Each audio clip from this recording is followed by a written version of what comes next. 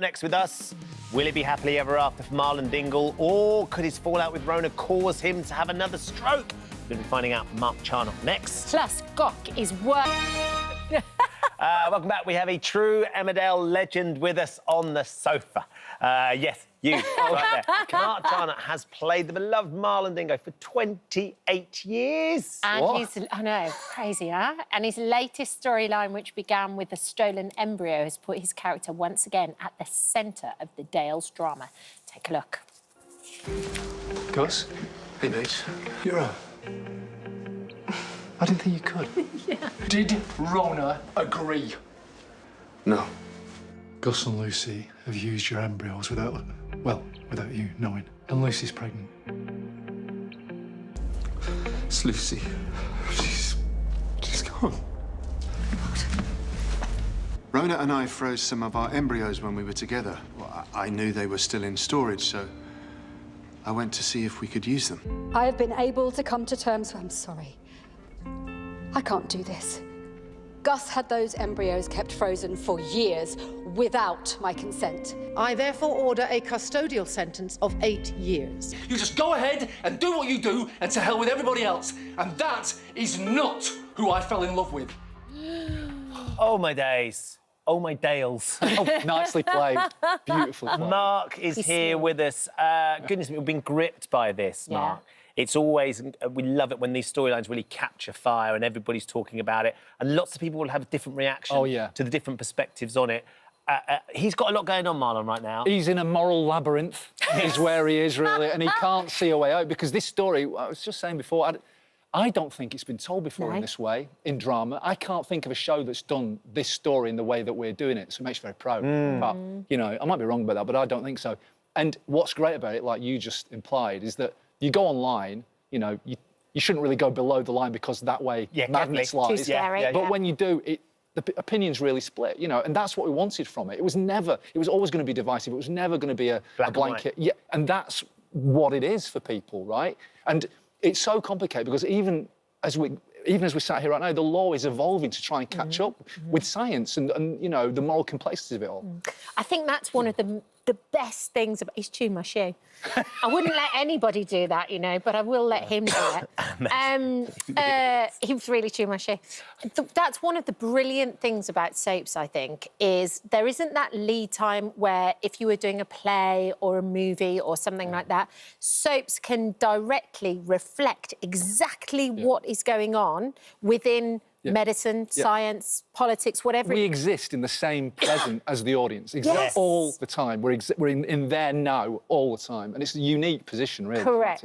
But what Rona's done there by changing the plan and suddenly come out, just in terms of their experience and Marlon's experience with her, that's going to be quite triggering, isn't it? Because it's going to sort of bring up a lot of memories. It does. It's sort of like it throws him into a quandary. He overreacts. You know, he does overreact. He's quite an emotional character. He is. But because after he had a stroke a couple of years ago, and he feels that it's left him. He feels slightly inadequate in some ways, and he projects it onto Rona that she's making all these decisions without him, and it makes him think about the past and about how, you know, there's been a couple of times where she's tried to take her son away, their son away from him, and so he uses all this stuff, and he boxes himself into a corner, and it's not her fault. She's just done what she thinks is right, but he thinks she's planned it. He thinks she's just not letting him on the secret, and it's been great to play, because me and Zoe, who played it, we love a row.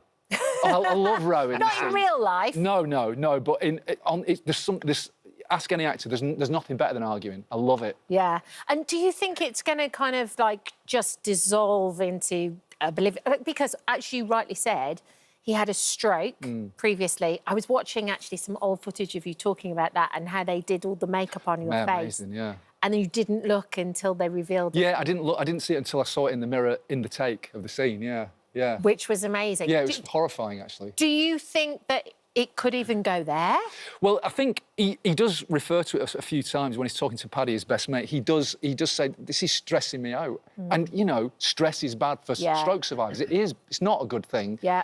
But the whole point of the story is that, and the way that he reacts to it and the way that they start locking horns over it is, it could go anywhere. And Marlon's not got a great track record. He's been married 5 times, you know.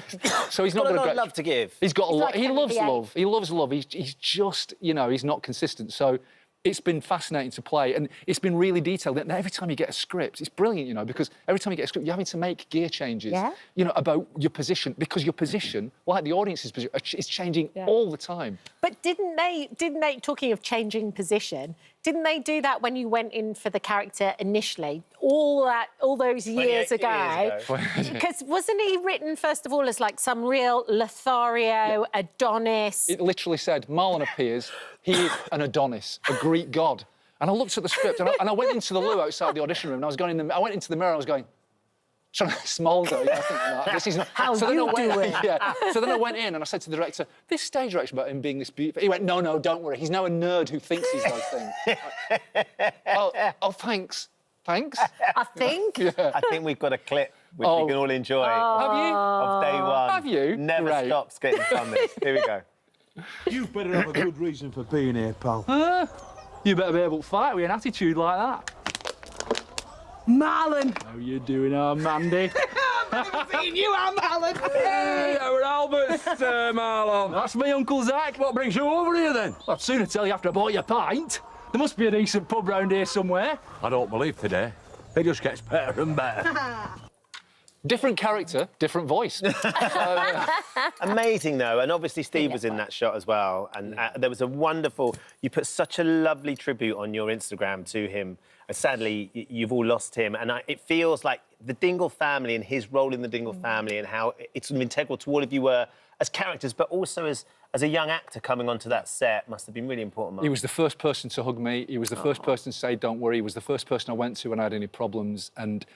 everybody loves Steve. Everybody... I mean, we are a family on that show, and the Dingles are a family within that family, and he was very much our patriarch. But he was so young at heart. He was an example of how, you know, to stay being young at heart. And he was always one of the funniest human beings. Everybody misses him terribly. It's a massive loss, you know. Yeah, I'm sure. I mean, you must just have the most amazing time on that show, because you have been there for all those years, and now it's almost... It's round the other side. It's a real full circle moment where you turn around and you're winning an Outstanding Achievement Award. Outstanding Achievement, Mark. I think I messaged you on the day. Yeah, it's about time. Amazing. It was lovely, and you know, you're meant to be cool about awards and stuff like that, aren't you? You're kind of you know. But it was lovely. It was a lovely thing to get, and it blew my mind on the night because I had no idea. And three of Marlon's exes were up there presenting it, and it was an amazing night, and I don't even know what I said on the stage afterwards, but I do know that it does, when you've been in something that long, I'm not going to lie, it meant a lot to me. It was lovely. Yeah, I'm sure. It's sensational. And long may it continue. It feels like, you know, obviously this storyline's got a long way to run, but it feels like you're still sort of embracing the challenge of being there and being part of the day. I think if you're still worrying about it when you go home after you've done work, I think that's a really good sign. Yeah. And you know, never take it for granted, never assume there's another contract. You just do your best all the time. I'm an anxious person anyway, so my anxiety is perfect for this job. It keeps you on your toes, you know.